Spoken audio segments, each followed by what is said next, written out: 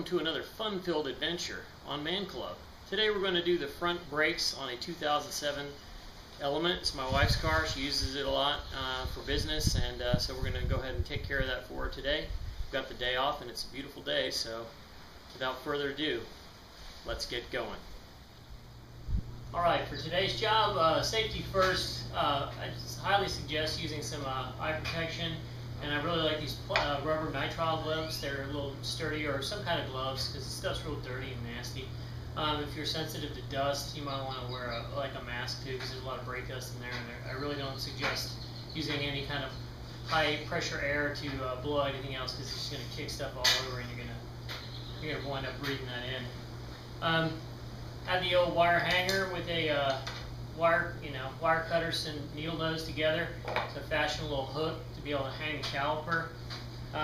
Just have a real big screwdriver to be able to wedge in there on that brake line support. It was, when I was trying to loosen it, it was bending the support, so I just wedged this in. You'll see that. 12 millimeter wrench for the brake line mount, and a couple of the bolts on the back side of the caliper.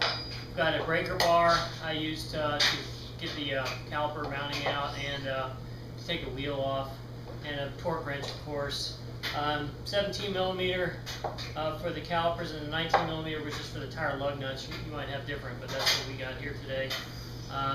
Small 12 millimeter socket so we could tighten back the stuff back to the torque spec, and also a 17 millimeter socket.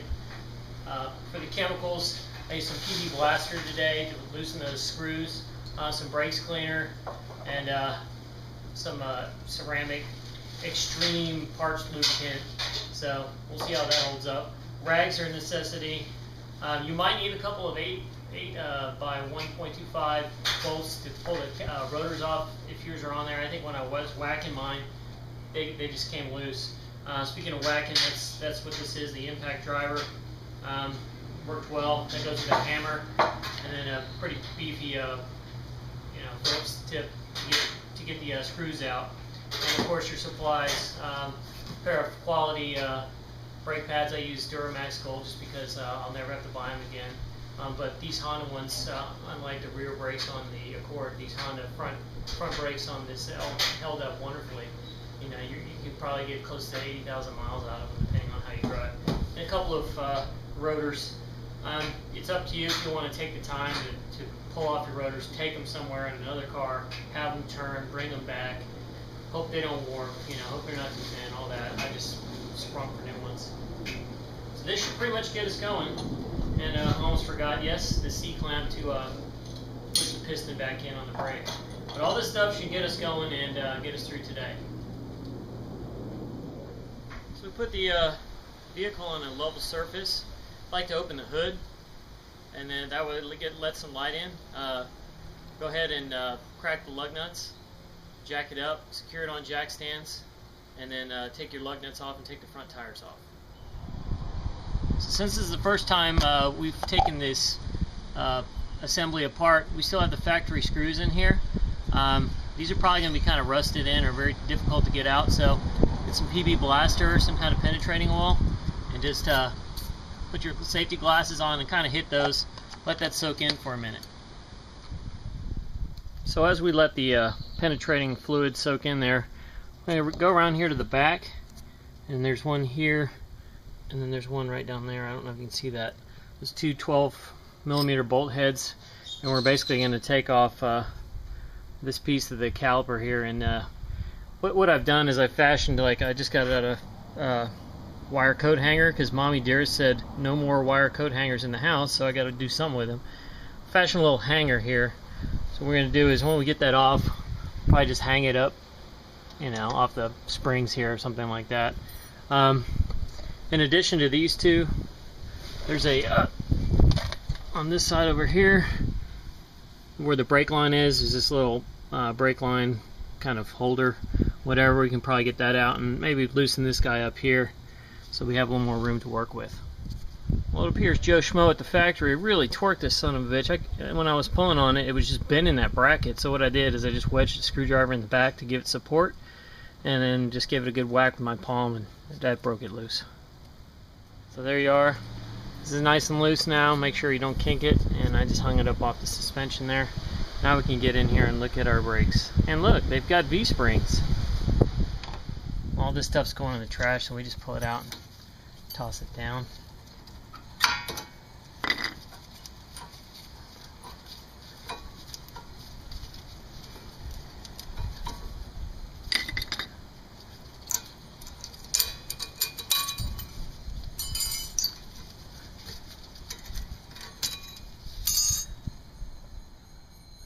Okay, so after we've pulled that off, you can see it's all off. There's two 17mm bolts here and here. That will take the rest of the caliper bracket off. And these are on there pretty good. They're about the same spec as the, you can hear the ice cream man there? Elados, anyone? Anyway, these are on the same spec as the lug nuts, so they're going to be on there pretty good. So get you a good breaker bar to get those off. Okay, now that we got it off, I always like to put the bolts kind of back where they came from, if possible, just so I don't lose them. We got that out. And these are the slider pins. I didn't really show this on my first video because I was doing the back brakes and the car was only 4,000 miles, had 4,000 miles on it, so I didn't really see a need. But this is the slider pin. What you can do is just take your thumb and kind of pull that boot back. You want to be careful because you don't want to tear this thing. And just pull it out, and you can see, yeah, it's got some lube on it, but that's what it used to look like, and that's what it looks like now. It's pretty old. So what we're going to do is take some brake cleaner and a rag, clean it off, and then we'll put some new slider grease on there and stick it back in. And we'll do these one at a time because I don't want to confuse these, and they are different, I think, so we'll just do them one at a time. Okay, so I've cleaned the old grease off here, and I just put enough on there, and just be careful when you're first sticking it in. Don't try to hit that dirty rubber, Just get it in there and slide it in like that, and then you can see there's a little lip there. And just keep pushing it down, and you can lift up on it a little bit, and then you can see. Alright, see, now I've got this nice and lubed up, and this one is a little different. It's got a little black tip on it that rotates.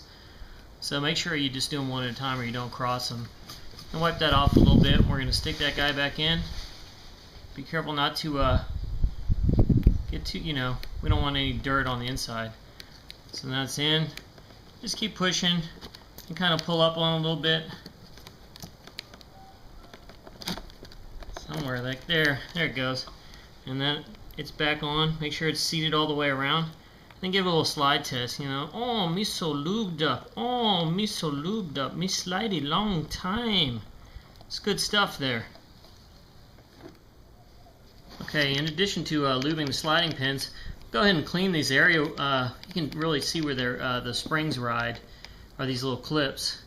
So we're going to clean that area and probably put a small layer of the grease in between where these sit, so just to knock down any vibrational noise that might occur under braking. And this car really hasn't had the kind of squeakiness that the Accord has had, but better safe than sorry. I got it here on the box, aka the bench, and I might as well clean it up while we're here. So I'm going to use a little brake cleaner and clean them up, lube them up, and stick them in there. Okay, we've cleaned them up with some brake fluid and the rag. It doesn't have to be super clean. I mean, these things are dusty and they're going to get dusty. Once we put a little bit of grease on there, we can throw these springs on. I think they just sit in there just like that. Like that.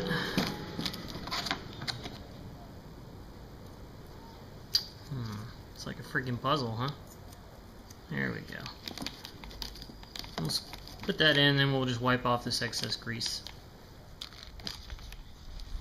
Okay, we've let that penetrating oil soak for quite some time now. What we have here is what they call an impact driver, and it's really beefy and heavy, and it's made in Clarinda, Iowa, USA made. And basically you can turn it for loosen and tighten. So we turn ours for loosen, stick it in there, and then you get your hammer and you push it in there with some good force, and then just give it a good whack or two, And after a couple shots of that, these screws will come out for you and you'll be able to reuse them afterwards. Now some guys drill these out or tell you, hey, they really don't need to be there and all this and that, but I figure I'm going to try to save them and put it back together as close to the way it came out of the factory. Please, regard me. Boom! After a couple of those, look at that, they just come right out. Probably takes about 5 or 6 whacks on each side, and it kind of mars up the screws a little bit, but they're still usable. And now this is off. They'd say in the manual that you might need to stick some screws in here, but I think from whacking it so good, regarding it, they just come right out. And there you have it. We'll go get our new rotor now. Okay, once again we retreat to the shade of the garage because although it's April, the Texas sun is already cooking. You can see what we got the part number right there. I'll throw it up on the screen too. I bought Wagner middle of the road rotors, not the best, but certainly not the cheapest. We open this guy up here. I like to just flip the box over. They come plastic wrapped, but it's going to have some oil from the manufacturing process on it. What we'll do again is take our brake cleaner and a clean rag and wipe it down real good. Alright, so once again, I'm sure some of you will probably question the fact that I'm installing new ones on here instead of the used ones, or resurfacing these, but hey, they've been on the car already 5 years. To get them resurfaced, I'd have to take them somewhere, and this would delay the process. And in the end, it probably winds up saving you, I don't know, 20-30 bucks. But you got to spend your time, and I'm sure with these are brand new, so they're gonna be good for a while. When we slide those on, it's kind of specific because if you're gonna reuse your screws, it only go on one way. So I'm gonna go ahead and put these back in, and probably cuss myself later on when I have to take them out a second time. But for now, we'll go ahead and use them, and that will hold them in place while we button this bad boy up.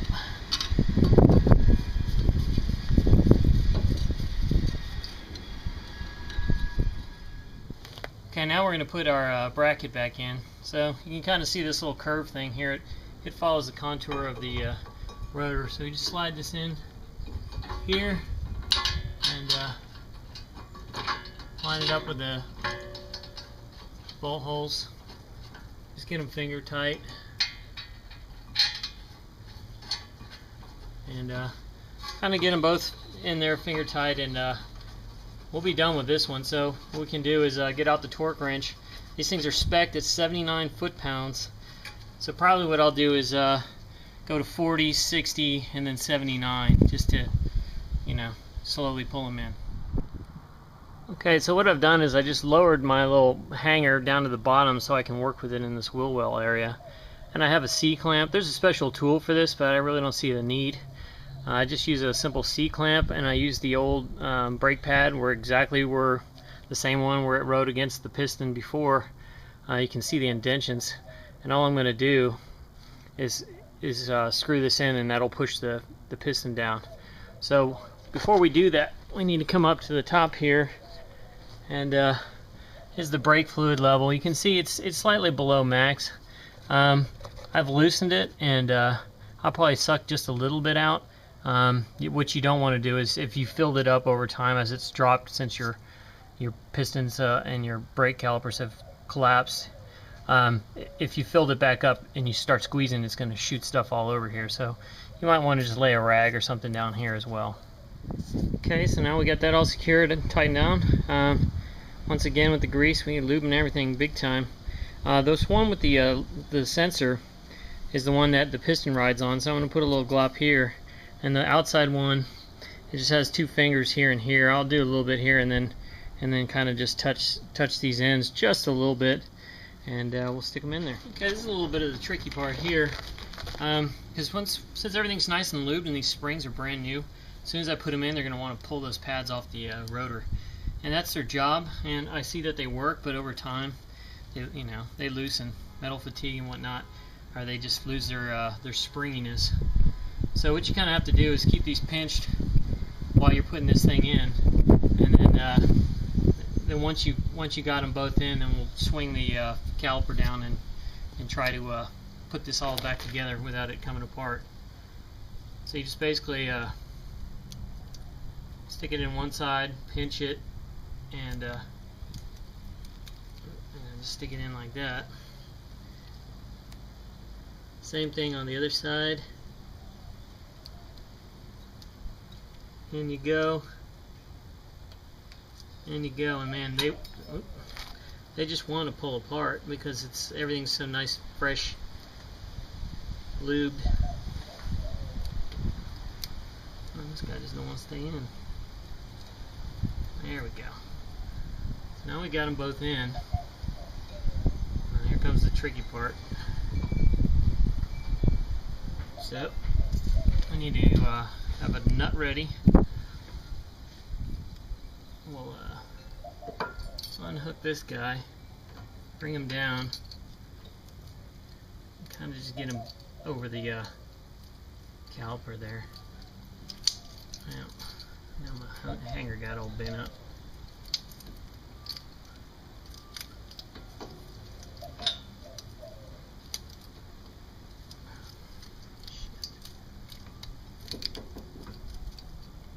There he goes, finally.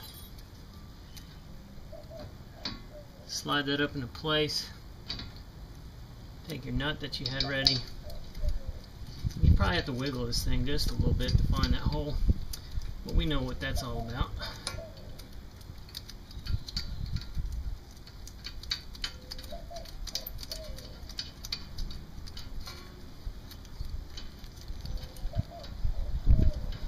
At the same time you're doing this, you're trying to juggle and not touch that rotor because you don't want a bunch of grease on there. And we'll just clean it off whatever we did get on there.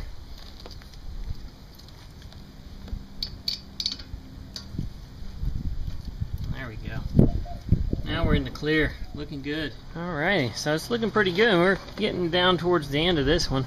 What we're going to do now is, this is the 12mm here, up top and bottom, these smaller ones. They torque to 25 foot-pounds. Okay, after we've done that, we're going to put back our little cable guy here, and not over tighten him so we wind up bending the bracket like we did before. And I also loosen this guy. We just push him back in, get him out of the way, and then go up top and put your cap back on. You can see it almost went up to max. If you're at the point where you need to, oh yeah, he's full, look at that, so we're gonna have to pull a little bit out. No problem. Well, this concludes another edition of ManClub. I hope you had as much fun as I did today. We did the full brake job. I think it's all good. We got the slider pins lubed, we got new rotors, new pads. We should be good to go for at least another 75 and 90,000 miles, somewhere in that ballpark. Can't wait to get out and test it. Now there's some instructions that you should adhere to, which is the proper way to bed brakes, and I'll throw something up on the screen there, or you can just do a Google search yourself for it. And stay tuned for the next episode, which will be bleeding the brake system. Until next time, keep them hanging.